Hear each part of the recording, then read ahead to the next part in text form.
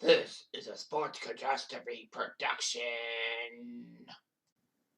Hey there, hello there. It's Jeff Cutter Diamond welcoming you to another sports catastrophe birthday boy.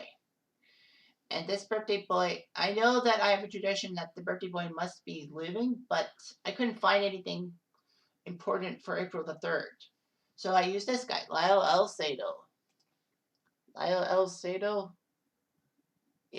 died at age 43. He was born in 1949 in Brooklyn, New York. He was 6'3", 255 pounds, from Yankton College. He was born to an Italian-Spanish father and a Jewish mother with a Russian family background.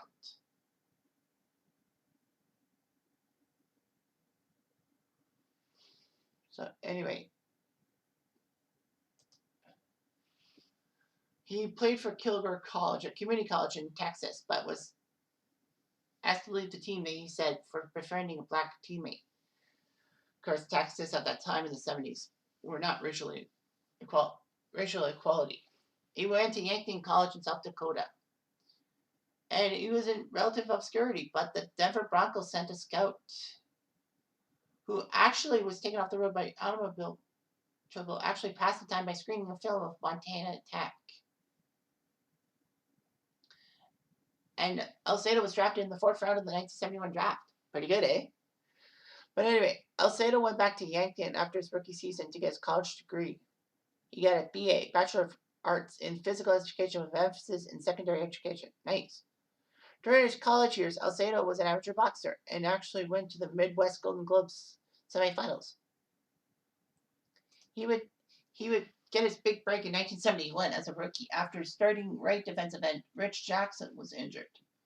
Basically, he made fairy tale rookie teams and did pretty well. He got 8 sacks in 71, then 10.5 in 72. And in 73, the Broncos finally posted a winning record for the first time in team history. Alzado gained more notice, as one publication named him All AFC in 74, and he had 13 sacks, which was good. All that. Alzado was moved to defensive tackle instead of defensive end. Despite that, despite his sack total dropping to 7, he did okay, although the Broncos didn't do so much. Alzado unfortunately blew out his knee in the 76 season and missed all that campaign.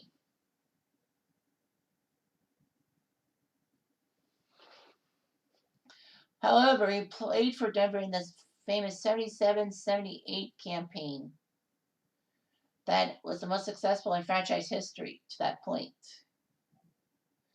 The Broncos were 12-2. Amazing. Yes, this was when football had 14 games this season, not 16. Then they took care of Pittsburgh and Oakland in the playoffs to reach Super Bowl 12, which was amazing. I mean, the Broncos getting to a Super Bowl before John Elway, inconceivable. But yeah, their orange crush defense. Although the AFC Championship game in 78 was controversial because of a non-touchdown call. Well, the Oakland player was down. He missed it. And then Denver scooped up for a touchdown. No, sorry. Rob Lido was judged to be across the line, even though he dropped the ball before the goal line. And Oakland scooped up and may have had a touchdown. But anyway, yeah, Denver got crushed by Dallas in the Super Bowl, thanks to Roger Staubach. However, Alzado had big success. He was All-Pro and All-AFC, and won the AFC Defensive Player of the Year. In the 78 season, the Broncos went back to the playoffs and would lose to Pittsburgh, who eventually won the title. Alzado had 9 sacks in his first NFL safety. He would have 2 more safeties to have 3, which is actually second place all time in the NFL. Wow. He was second team All-Pro and an All-AFC pick. Sadly, though, he would have a contract dispute in the 79 season and basically would be traded to Cleveland. But he did well for Cleveland. He was defensive end. He got 7 sacks, 80 tackles, and that was the year that the Browns, lost on Red Right 88 to the Oakland Raiders. So the Raiders kind of had a revenge on Alzado. Alzado led the Browns in sacks with 9 and was All-Pro in the 1980 season. He would do pretty well for himself. But then the Browns decided to trade him back to Oakland. in 1982. But it rekindled Alzado's fire and all that. The Raiders moved to Los Angeles, but he was named NFL Comeback Player of the Year in '82. He was huge and all that.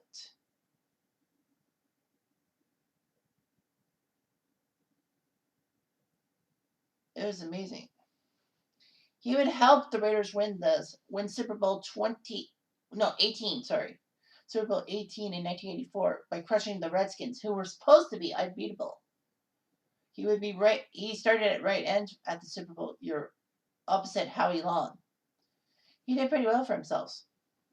He retired in 1985 and tried to come back in 1990, but during training camp he injured himself. In 196 games, he racked up 112 sacks and 2 Pro Bowls. He was actually a color analyst for NBC NFL thing. Alzado was involved in many youth organizations, receiving the Brian Wizard White Award for community service in 1977. And he actually appeared in an anti-drug music video sponsored by the Reagan administration. How ironic. Lyle Alzado actually ended up being an amateur boxer and actually fought an exhibition match against Muhammad Ali in Denver. Alzado pursued an acting career. He was actually a construction worker, a bully in Ernest Goes to Camp, and it was a Destroyer. He actually was in an episode of Small Wonder in 1988. You know, Small Wonder, the one with the girl robot and all that. It was on the Super Mario Brothers Super Show in 1989. However, his most powerful show as being an actor was in 1989 when he appeared in the sitcom Learning the Ropes as a high school teacher whose secret alter ego is a professional wrestler known as the Masked Maniac. And Learning the Ropes actually was famous for having NWA stars. You know how WWE monopolizes things, but the NWA is like the number 2 guy. So basically, yeah, it was amazing and all that. Learning the Ropes was actually produced in Canada on CTV. So basically, yeah, many NWA wrestlers were doing all that. One of his kids was actually played by Nicole Stoffman, who actually was Stephanie in Degrassi Junior High. So anyway, he's a private school teacher and vice principal by day, and by night he's a professional wrestler. Well, he worked as a wrestler to pay his bills, but basically, school's principal says he has to keep the job a secret.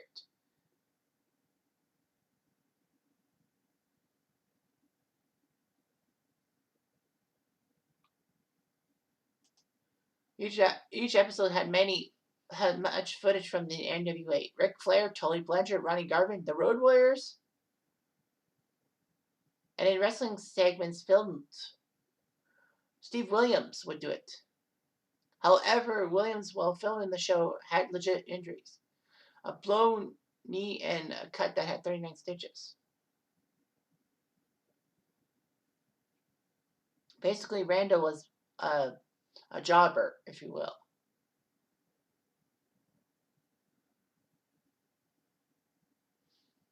It's kind of funny. It's kind of funny that, you know, CTV would be able to do this.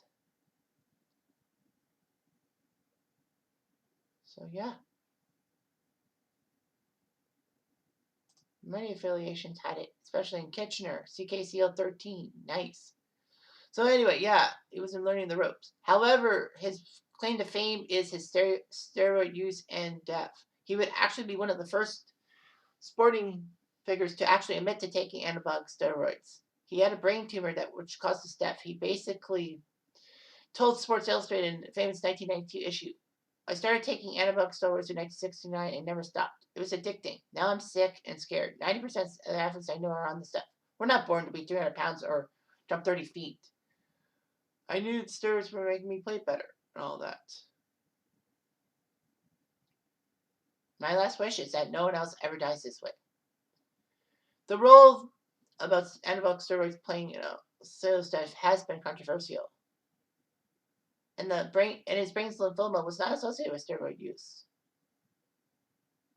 It was basically a myth. Although Alzado might have taken steroids and thought that it contributed to his brain tumor.